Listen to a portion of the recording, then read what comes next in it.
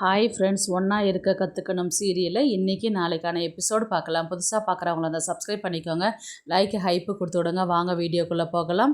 நேற்றுக்கு எபிசோடு எதில் முடிச்சிருப்பாங்கன்றது பார்த்திங்கன்னா, இவர் கந்தசாமியும் கணேசனும் கடை தெருவுக்கு போவாங்க அரிசி வாங்கிட்டு வரத்துக்கு. அந்த நேரம் பார்த்து அவங்க ஃப்ரெண்டு கந்தசாமி ஃப்ரெண்டு வந்து பார்த்துட்டு, இந்த மாதிரி சின்ன கடையாக வச்சுருந்தேன், இப்போ நான் பெரிய சூப்பர் மார்க்கெட் மாதிரி மாற்றிட்டேன், ஒரு எட்டு வந்து பார்த்துட்டு போங்க அப்படின்ற மாதிரி தான் வந்து சொல்லுவாங்க. இதை வரேன் அப்படின்ற மாதிரி தான் உள்ளே போய் பார்த்துட்டு, பொருள் எதனா வேணும்னா சொல்லுங்கள், கண்டிப்பாக நான் கொடுத்து விட்றேன், நான் என் கடைக்கு இங்கே வாங்கினா எப்படிப்பா செட் ஆகும் அப்படின்ற மாதிரி தான் கந்தசாமி கேட்பார். அதுக்கு என்னப்பா பார்த்துக்கலாம், பார்த்துக்கிட்டு விலைகளே குறைச்சி கொடுத்துக்கலாம், எதனா வேணும்னா சொல்லுங்கள் நான் தரேன், கடையை போய் பாருங்கள், திறப்பு விழா கூட நீங்கள் வரவே இல்லையே அப்படின்ற மாதிரி தான் வந்து பேசிகிட்டு இருப்பாங்க. சரின்னு சொல்லிட்டு கடையை பக்கத்துக்கு உள்ளார போவாங்க. அந்த நேரத்தில் தான் இந்திரா வருவாங்க.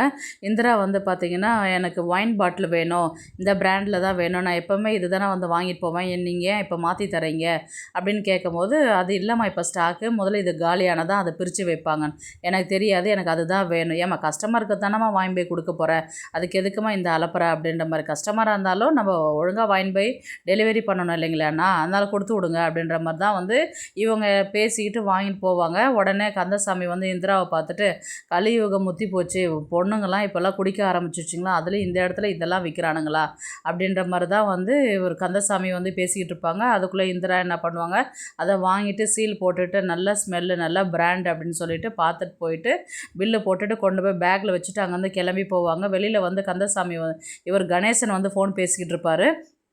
என்னப்பா ஒன்றும் வரலையா அப்படின்ற மாதிரி கேட்டதுக்கு, இதை வந்துட்டேன் அப்படின்னு சொல்லிட்டு கணேசன் உள்ளே போவார்.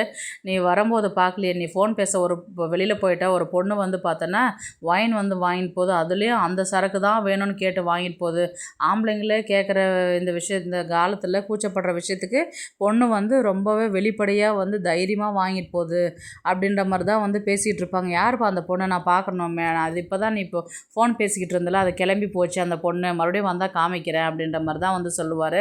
சரி நமக்கு என்னப்பா ஊர் பொல்லாப்போ, நம்ம போகலாம் வா அப்படின்ற மாதிரி தான் இவங்க கிளம்பி போவாங்க. அடுத்தது வந்து பார்த்திங்கன்னா, அவங்க கந்தசாமி பொண்ணு, பெரிய பொண்ணு வந்து இவர் குமரனுக்கு அடுத்தது வந்து பார்த்திங்கன்னா பொண்ணை வந்து வர மாதிரி தான் காமிப்பாங்க. அவங்க வந்து தெய்வானை அப்படின்ட்டு கேரக்டர் இன்ட்ரடியூஸ் பண்ணுறாங்க. அவங்க தான் வருவாங்க. ஏன்டி இவ்வளோ நேரம் அப்படின்ற மாதிரி கேட்டதுக்கு, உங்கள் வீட்டுக்காரர்கிட்ட சண்டை கண்டை போட்டு வந்துட்டியே, ஏன் வீட்டுக்காரை கூட்டிகிட்டு வரல அப்படின்னு லக்ஷ்மி கேட்பாங்க. அதெல்லாம் முடியாதுமா, எப்பயும் போல தான் இவள் சண்டை போட்டுட்டு வந்திருப்பா அப்படின்னு சொல்லிட்டு முருகனும் குமரனும் வந்து எப்போவுமே அவங்கள வந்து சண்டை வாங்கிட்டு இருப்பாங்க. ஏன்டா வந்து இருக்கிறவளகிட்ட போய் ஏன்டா நீங்கள் சண்டை வாங்கிட்டு இருக்கிறீங்க, அவளே கழுத்து வலின்னு வந்திருக்கிறா அப்படின்ற மாதிரி தான் சொல்லுவாங்க. அதுக்கப்புறம் இவங்க எல்லாருமே கிளம்பி, நான் வரலப்பா, நீங்கள் மட்டும் போயிட்டு வாங்கம்மா, எனக்கு இருக்கிறது ஒரே பொண்ணு நீ தான், பொண்ணு பார்க்கறதுக்கு நீ இல்லாத எப்படி, வா போகலாம் அப்படின்னு சொல்லிட்டு சொல்லுவாங்க. யாருக்கு பொண்ணு பார்க்க போகிறாங்கன்னா, முருகனுக்கு தான் பொண்ணு பார்க்கறதுக்கு போகிறாங்க.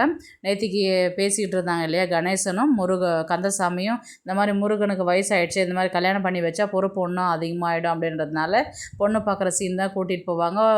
பொண்ணு பார்க்குறதுக்கு எல்லாருமே இவங்க வீட்டு ஆளுங்களாம் போயிட்டு உட்காந்துருப்பாங்க. இவர் பெரியவர், இவர் சின்னவர், இவங்களுக்கெல்லாம் ஒரே பொண்ணு இவ தான் அப்படின்ற மாதிரி எல்லாருமே இன்ட்ரடியூஸ் பண்ணும்போது, எனக்கு இந்த மாதிரி கூட்டு குடும்பத்தில் தான் என் பொண்ணை கொடுக்கணுன்னு ரொம்ப ஆசை, எனக்கு இருக்கிறது ஒரே பொண்ணு, இருக்கிற சொத்து பத்து எல்லாமே அவளுக்கு மட்டும்தான் அப்படின்ற மாதிரி தான் வந்து பொண்ணு வீட்டில் சொல்லுவாங்க. அதுக்கு என்ன பார்த்துக்க போகிறோம் நாங்கள் நல்லாவே, அதுக்கு உடனே லக்ஷ்மி வந்து, மருமகளாக எதுக்கு, மகளாக பார்த்துக்க போகிறேன் நான், இப்படி தாம்மா, இந்த வார்த்தை தாம்மா நான் எதிர்பார்த்தேன், என் பொண்ணை வர சொல்கிறேன் அப்படின்னு சொல்லிட்டு சொல்லுவாங்க. பொண்ணை வருவாங்க. அப்படியே எபிசோடு வந்து முடிக்கிற மாதிரி இருக்கும். அடுத்த நாள் வந்து பார்த்திங்கன்னா, பொண்ணை வந்து பார்த்துட்டு, என்ன வேலை செய்கிறாரு, என்ன படிச்சிருக்கிறாரு முருகன் அப்படின்ற மாதிரி தான் கேட்பாங்க. இல்லை, அவர் தனியாக வந்து ஹோட்டல் மேனேஜ்மெண்ட் பண்ணி நடத்திட்டு இருக்கிறாங்க, ஆர்டர் எடுத்து பண்ணுறாங்க, படிக்கலைன்ன மாதிரி, நான் படித்த மாப்பிள்ளை தான் எதிர்பார்க்குறேன், எனக்கு இந்த மாப்பிள்ளை வேணான்னு சொல்லிட்டு பொண்ணு வந்து சொல்லிவிடுவாங்க. இவங்க கணேசன்கிட்ட கேட்கும்போது, ஆரம்பத்தில் எதுவுமே சொல்லலைப்பா, பொண்ணு குடும்பம் நல்லா இருந்தால் போதும் தான் சொன்னாங்க, இப்போ அந்த பொண்ணு வந்து படிச்சுக்குதா இல்லையான்னு என்ன கேட்குது, எனக்கு இது தெரியாது கந்தசாமி, என்னை மன்னிச்சிரு அப்படின்ற மாதிரி தான் வந்து கணேசனை வந்து சொல்லுவார். உடனே வந்து, ஏன் கணேசா, எங்கள் குடும்பத்தை கூட்டிகிட்டு வந்து அப்படி அசிங்கம் பண்ணுற நீ அப்படின்ற மாதிரி தான் வந்து பேசுவாங்க. அதுக்கு என்ன மன்னிச்சிருப்பா அப்படின்னு சொல்லிட்டு இவர் கணேசன் சொல்லுவார். இவர் முருகன் வந்து ரொம்பவே ஃபீல் பண்ணிட்டு போவார். உடனே லக்ஷ்மி வந்து, அதுக்கெல்லாம் ஒன்றும் கவலைப்படாதடா, இந்த பொண்ணு இல்லை என்ன இன்னொரு பொண்ணை பார்த்துக்கலாம், எதையும் யோசிக்காத, அதை பற்றி எல்லாம் விட்டுட்டு இருக்கிற வேலையை பாரு அப்படின்ற மாதிரி தான் வந்து லக்ஷ்மி சொல்லுவாங்க. இல்லைம்மா, எனக்கு படிக்கலைன்னும் போது அப்போ தெரியல, ஆனால் இப்போ வந்து வந்து என்ன ஒரு பொண்ணு ரிஜெக்ட் பண்ணும்போது தான் எனக்கு அந்த கஷ்டமாக இருக்குது அப்படின்னு சொல்லிட்டு இவங்க சொல்லும் போது, அதெல்லாம் யோசிக்காதடா, விடுடா, உனக்குன்னு ஒரு நல்ல பொண்ணு உன்னை தேடி வருவாடா அப்படின்ற மாதிரி தான் சொல்லும்போது பார்த்தீங்கன்னா மறுபடியும் இந்திராவை தான் காமிப்பாங்க. இந்திரா வந்து அந்த வழியாக வந்து கிராஸ் ஆகி போவாங்க. உடனே வந்து கந்தசாமி தான் சொல்லுவாங்க, கணேசா நான் ஒரு பொண்ணை நேற்றுக்கு பிடிச்சிச்சின்னு சொல்லிட்டு சொன்னேன், அது போது பாரு அந்த பொண்ணுன்னா. கணேசன் வந்து இந்த பொண்ணா, சரியான வாயாடிப்பா அந்த பொண்ணு, உஷாரு, இந்த மாதிரி சாப்பிட நடந்த விஷயத்த வந்து சாப்பாடு ஹோட்டலில் சாப்பிட்டது பரிமாறினது காசை வந்து பிடின்னு போனதெல்லாம் வந்து சொல்லிட்டு சொல்லுவார். இவ்வளோ நடந்திருக்குதா, இவ்வளோ உஷாராக இருக்குதா அந்த பொண்ணு, பரவாயில்ல சாமர்த்தியம் தான். அந்த பொண்ணு டெலிவரி பார்க்குற வேலை பார்க்குதுப்பா, எந்த வேலைக்கு கூப்பிட்டாலும் வரும். ஐயோ நான் தான் அப்போ அந்த பொண்ணை தப்பாக நினச்சிட்டேன் போல், நான் தான் அந்த பொண்ணு வாங்கி குடிக்குதுன்னு நினச்சிட்டேன் நான் அப்படின்னு சொல்லிட்டு கந்தசாமி வந்து கணேசன்கிட்ட சொல்லுவாங்க. இல்லைப்பா அந்த பொண்ணு செம்ம உஷாரு, ஏன் எதுக்கு இந்த பொண்ணை பாரு அப்படின்ற மாதிரி தான் வந்து கந்தசாமி மனசில் நினைப்பார். இருந்தாலும் அடுத்தது வந்து இன்னொரு பொண்ணை வந்து பார்த்துட்டு வந்து தான் இந்திராவை பார்க்குற மாதிரி வரும், இல்லைன்னா இந்திராவை பற்றி பேசுகிற மாதிரி வரும். அந்த சூழ்நிலை மூலயமா இந்திராவை பொண்ணு பார்க்குறதுக்கு போகிற மாதிரி இருக்கும்.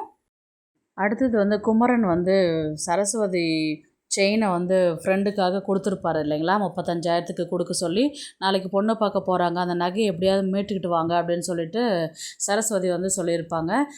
உடனே வந்து இவங்க குமரன் வந்து முருகன்கிட்ட சொல்லுவார். முருகன் வந்து கண்டினியூஸாக கால் பண்ண, அவர் ஃப்ரெண்டுக்கு கால் பண்ணுவார். காலை வந்து அவர் கட் பண்ணி விடுவார். அதுக்கப்புறம் இவர் கணேசன் மூலயமா என்ன பண்ணுவாங்கன்னா, நாளைக்கு அன்னைக்கு வெறும் கழுத்தில் போனால் சரிப்பட்டு வராது, ஏதாவது செயின் போடணும் இல்லையா, அதனால் இவங்க என்ன பண்ணுவாங்கன்னா அந்த காசை வந்து கணேசனை வந்து கொடுக்க சொல்லிவிட்டு இவர் வந்து அந்த நகையை மூட்டு முருகன் பேரில் திரும்ப வச்சு அந்த செயினை மூட்டுக்கிட்டு வர மாதிரி, இனி வந்து நான் 45,000 பணத்தை வந்து முருகன் வந்து மாதம் வந்து கட்டுற மாதிரி தான் வந்து கொண்டு போவாங்க கதையை. அந்த செயின் வாங்கிட்டு வந்து குமரங்கிட்ட கொடுத்து விடுவார்.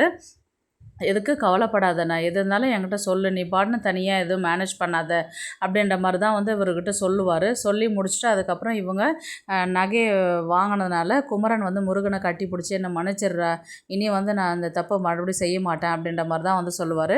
அடுத்த நாள் வந்து பார்த்திங்கன்னா வெளியில் நிச்சயதார்த்தத்துக்கு பொண்ணு பார்க்குறதுக்கு போகும்போது இந்த மாதிரி சரஸ்வதி வந்து எதுவுமே போடாத வரும், எதனா செயின் இருந்தால் அவங்கள்ட்ட இருக்கிறது கொடுத்து விடு அப்படின்னு சொல்லிட்டு லக்ஷ்மிகிட்ட வந்து கந்தசாமி சொல்லுவார். உடனே வந்து அது எனக்கு தெரியாதாங்க அப்படின்னு சொல்லிட்டு அவங்க ரெடியாக ஒரு செயினை கையில் வச்சுருப்பாங்க. அவங்க செயின் போட்டுக்கிட்டே வந்து நிற்பாங்க.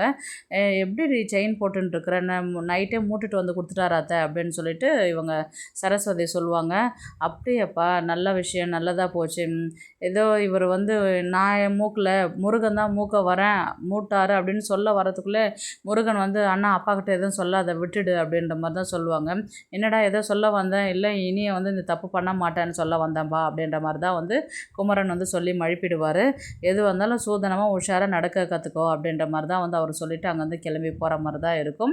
பார்க்கலாம் கதையை வந்து எப்படி எடுத்துகிட்டு போகிறாங்கன்றது. ஏன்னா ஃபஸ்ட்டு வந்து பொண்ணு பார்க்குறதுக்கு போகும்போது அவங்க பொண்ணை வந்து ரிஜெக்ட் பண்ணுவாங்க, இன்னொரு பொண்ணை ரிஜெக்ட் பண்ணுற மாதிரி தான் இருக்கும். இந்திரா தான் வந்து கல்யாணம் பண்ணிக்கிட்டு உள்ளார கூட்டிகிட்டு போகிற மாதிரி இருக்கும். இந்திரா வந்து எப்படி வந்து உள்ளே என்ட்ரி ஆகுறாங்கன்றது தான் கதை. எப்படி அவங்க உள்ளே வராங்கன்றதை பார்க்கலாம். இந்த வீடியோ உங்களுக்கு பிடிச்சிருந்தா ப்ளீஸ் லைக் பண்ணுங்கள், ஷேர் பண்ணுங்கள், சப்ஸ்கிரைப் பண்ணுங்கள். தேங்க்ஸ் ஃபார் வாட்சிங். இந்த வீடியோ உங்களுக்கு பிடிச்சிருந்தா ஒரு லைக் போடுங்க, நம்ம சேனலை சப்ஸ்கிரைப் பண்ணுங்க.